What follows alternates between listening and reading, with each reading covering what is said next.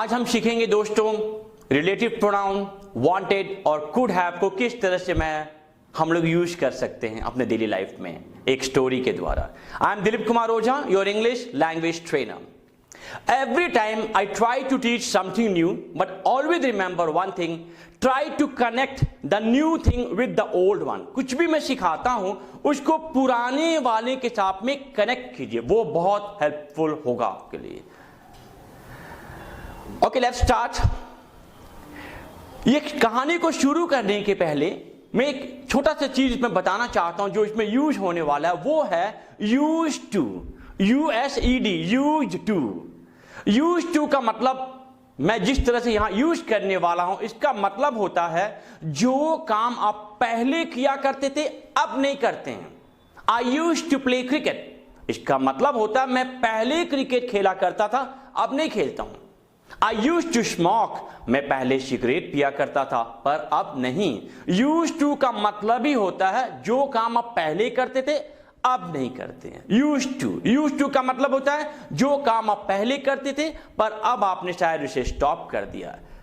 एक स्टोरी सुनाऊंगा जिसमें हम सब कुछ यूज करेंगे, हुज, वांटेड और कुड हैव। वांटेड अगर आपने पहले नहीं देखा होगा तो पहले वांटेड वाला वीडियो देख लीजिएगा, कुड हैव, वांटेड, फिर इसे आप ध्यान दीजिएगा। This is a story of two boys. This is a story of two friends. Boys या फ्रेंड्स हम कुछ भी यूज कर सकते हैं। Both of them were bedridden, दोनों के दोनों जो थे बेड रिडन थे। बेड रिडन का मतलब होता है दोनों के दोनों जो थे वो हॉस्पिटल में बेड पे पड़े हुए थे। बेड रिडन का मतलब ये हुआ कि वो उठ नहीं सकते हैं, वो बेड पे रहेंगे, बेड रिडन है। Both of them were bed ridden. और ये कहानी एक छोटी सी हॉस्पिटल की है। दो फ्रेंड, एक का बिस्तर खिड़की के पास है और दूसरे का बिस्तर खिड़की से थोड़ा दूर है। Okay, one of my friends' bed was near the window and my other friend's bed was far from the window। मेरा फ्रेंड जिसका बिस्तर खिड़की के पास था, जिसका बिस्तर कैसे यूज करेंगे? My friend whose bed was near the window used to look outside। मेरा फ्रेंड जिसका बिस्तर खिड़की के पास था वो क्या करता था? बाहर देखता था। He used to look outside, he used to tell stories, वो कहानी सुनाया करता था। My friend whose bed was away from the window, जिसका बिस्तर खिड़की से दूर था वो क्या करता था? कहानी सुना करता था। He used to listen। मेरा फ्रेंड जिसका बिस्तर खिड़की से दूर था वो खिड़की के पास सोना चाहता था। My friend whose bed was far from the window, he wanted to sleep near the window। एक दिन मेरा फ्रेंड जिसका बिस्तर खिड़की के पास था बीमार पड़ गया। One day my friend whose bed was near the window fell sick। बीमार पड़ गया। वो डॉक्टर को बुलाना चाहता था पर बुला नहीं सका। He wanted to call the doctor, but unfortunately he could not call। मेरा फ्रेंड जिसका बिस्तर खिड़की से दूर था वो डॉक्टर को बुला सकता था पर नहीं बुलाया क्योंकि वो वहां सोना चाहता था, वो चाहता था कि मर जाए।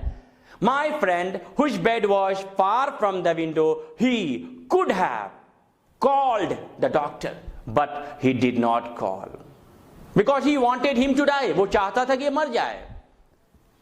And next day my friend whose bed was near the window died। वो मर गया। Immediately my friend whose bed was far from the window, उन्होंने रिक्वेस्ट किया नर्स को और अपना बिस्तर को शिफ्ट करा लिया खिड़की के पास। My friend whose bed was far from the window requested, B2 use किया हूं, requested the nurse to shift his bed near the window। रात को शिफ्ट भी हो गया। Whole night he could not sleep, वो सो नहीं सका।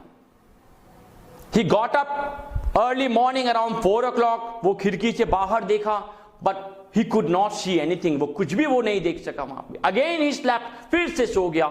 Again after half an hour वो उठा। Again he looked outside, but there was nothing, कुछ भी नहीं दिखाई दे रहा था। It was totally dark। Again he slept। Again after 10-20 minutes he got up। Again he looked outside. Now it was 6 o'clock. 6 बज चुका था, 6 बज रहा था. There was a black boundary. He felt very bad. बहुत बुरा लगा. उसको लगा कि जो फ्रेंड खिड़की के पास था, बाहर देखता था, सारा बाहर का कहानी उसे सुनाता था, जबकि वहां कुछ नहीं था. वो झूठ मूठ का बाहर देखता था, मन ही मन में कहानी बनाता था और उसे सुनाता था. वो जेलस था. तो इस स्टोरी में मैंने छोटे छोटे वर्ड यूज किए हैं. हुज यूज किया हूं, वांटेड यूज किया हूं और कुड हैव यूज किया हूं. I want you to connect all the new words with the old words and try to learn in an unconventional way. जिस तरह से मैं सिखाने की कोशिश कर रहा हूं, please practice it every day and I'm sure we all will be able to speak properly. Thank you.